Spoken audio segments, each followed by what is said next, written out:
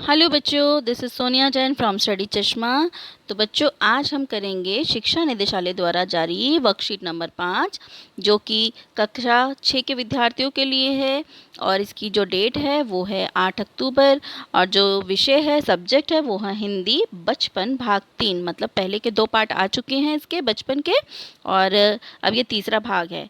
तो यहाँ आप अपना नाम लिख लेंगे, यहाँ पर अध्यापक या अध्यापिका का नाम, अपने टीचर का नाम लिख लेंगे। तो चलिए पढ़ते हैं।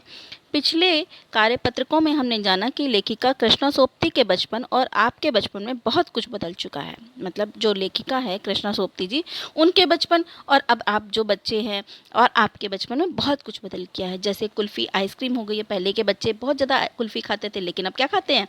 आइसक्रीम खाते हैं। कचौड़ी समोसा पैटीज़ में बदल गया। अब हम क्या खाते हैं आजकल के बच्चे? पैटीज़, पिज़्ज़ा, है ना। अब हम आगे पढ़ते हैं। शिमला के काफल भी बहुत याद आते हैं, खट्टे मीठे, कुछ एकदम लाल, कुछ गुलाबी, रस भरी, कसमल, सोचकर ही मुंह में पानी भर आए। चेस्टनट एक और गजब की चीज, आग पर भुने जाते और फिर छिलके उतारकर मुंह में।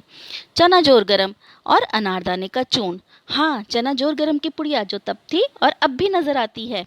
पुराने कागजों से बनाई हुई इस पुड़िया में निरा हाथ का कमाल है। नीचे तिरछी लपेटते हुए ऊपर से इतनी चौड़ी कि चाने आसानी से हथेली में पहुंच जाएं।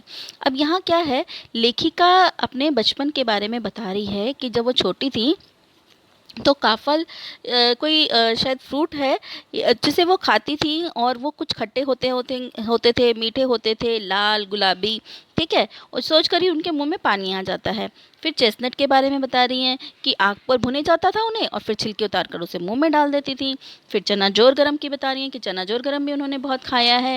और चना जोर गरम और अनारदाने का चूरन भी उन्होंने खाया। चना जोर गरम इस तरीके की पुड़िया में होता था जो कि हमें आज भी मिल जाता है। इस तरीके की पुड़िया, कागज़ की पुड़िया में फेरी वाले आते हैं ना, जिसमें हमने चने वगैरह डाल के खिलाते हैं, या मुरमुरे वगैरह होती हैं, ठीक है। तो इस तरीके की, तो यहाँ पर लेखिका उन्हीं सब बातों का जिक्र कर रही हैं।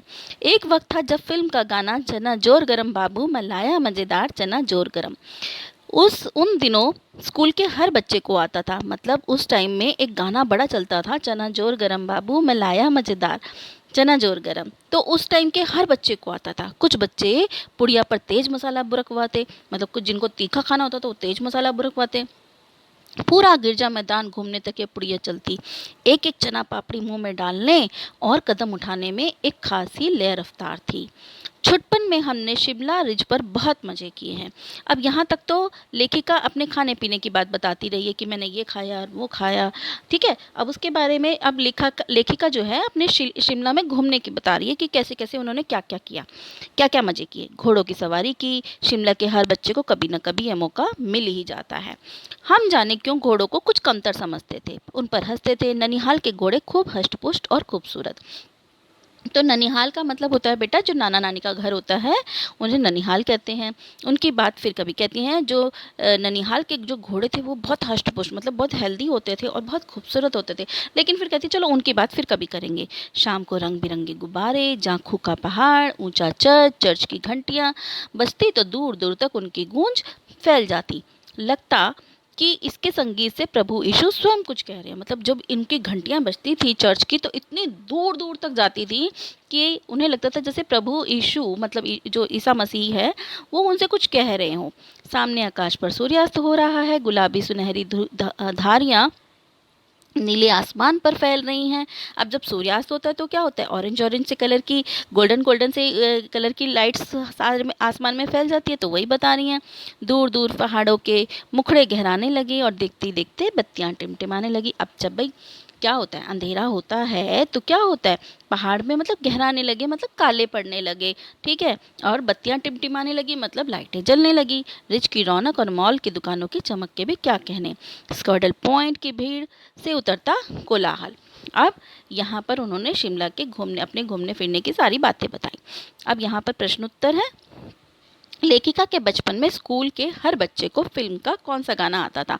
जब लेखिका छोटी थी तो वो स्कूल के हर बच्चे को कौन सा गाना गाता था? यहाँ हमने पढ़ा है। कौन सा था वो? चना जोर गरम बाबू मैं लाया मज़ेदार चना जोर गरम। तो आपको सिर्फ ये गाना लिख देना है। मैंने फिर भी यहाँ लिख दिया है, चना जोर गरम बाबू मैं लाया मज़ेदार चना जोर गरम। तो ये हमारा पहला आंसर हो गया। दूसरा प्रश्न है, शिमला में लेखिका ने बचपन में कौन-कौन से मज़े किए? अब देखो लेखिका ने क्या-क्या मज़े किए थे, बता रही थी ना कि मैं ननिहाल में घूमी, मतलब ननिहाल के घोड़े बहुत अच्छे थे और शिमला की क्या कहते हैं घंटियाँ, चर्च की घंटियाँ, ये सब जो हमने पढ़ा था वही हमें यहाँ लिखना है। लेखिका ने शिमला में बहुत मज़े किए, जैसे घोड़े की सवारी, गिरजा मैदान घूमना, रंग बिरंगे गुब्बारे, चर्च की बजती घंटियों का आनंद आदि। ये सब लेखिका ने शिमला में मज़े करे थे। फिर है, हमारे देश में तरह तरह के भोजन प्रचलित हैं, मतलब अलग अलग भोजन होते हैं। अपने मित्र, भाई बहन या माता पिता से बातचीत करके किन्हीं 10 भोजन के नाम लिखिए। मैंने यहाँ पे कुछ भोजनों के नाम लिखे हैं उत्तर में, आपको रेफरेंस के लिए। अगर आपको और कोई लिखना तो आप वो भी लिख सकते हैं, जैसे ढोकला, उपमा, दाल बाटी, चूरमा, लिट्टी चोखा, डोसा। डोसा जो साउथ का है, ठीक है। और ढोकला कहाँ का है? गुजरात वगैरह का है। मक्का की रोटी पंजाब की, मक्का की रोटी सरसों का साग, पाव भाजी, उत्पम, बिरयानी, ठीक है, बिरयानी हैदराबाद की। तो ये अलग अलग कोशिश करिए मैंने अलग अलग जगहों की डिशेस लिखने की। तो आपको भी अगर कोई पता है तो आप लिख सकते हैं। क्वेश्चन नंबर 4 है, पाठ में कागज की पुड़िया बताने का तरीका बताया। कागज की पुड़िया मैंने जैसे कि आपको बताया इस तरीके की होती है, ठीक है। पुराने कागज से ऐसी एक पुड़िया बनाओ। उसे यहाँ से आप राउंड कागज को लेकर, एक कागज को ऐसे लेंगे और इस तरीके से यहाँ से उसे फोल्ड करना शुरू करेंगे, ऐसे लपेटेंगे तो आपका ये इस तरीके की शेप बन जाएगी, ठीक है। तो इस पुड़िया में आप क्या क्या रख सकते हैं, बताइए क्या क्या रख सकते हैं। हम रख सकते हैं इसमें मुरमुरे, मूंगफली, चना, मक्का आदि। मक्का मतलब वो जो होता है ना, पॉपकॉर्न जिसे हम कहते हैं, है ना, वो रख सकते हैं।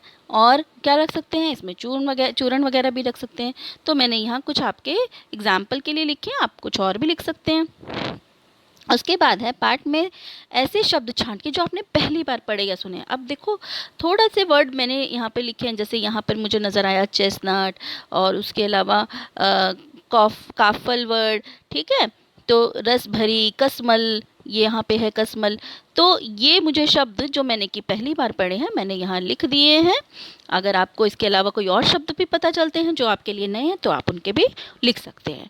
तो यहाँ हमारी वर्कशीट कंप्लीट होती है बेटा जी। तो अगर आपको मेरे वीडियोस अच्छे लगते हैं तो प्लीज़ उन्हें लाइक कीजिए, शेयर कीजिए, मेरे चैनल को सब्सक्राइब कीजिए। So stay tune for more videos. Till then, bye bye.